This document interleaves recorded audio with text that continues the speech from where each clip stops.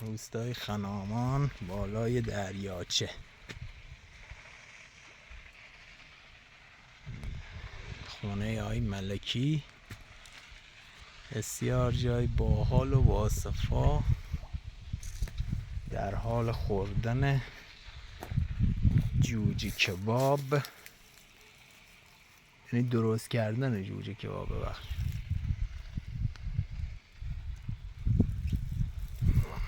اومدیم برای شکار کبک. به به، درخت های انار و انگور و انجیر و موز و گلابی و سنجد و خرمالو و شفتالو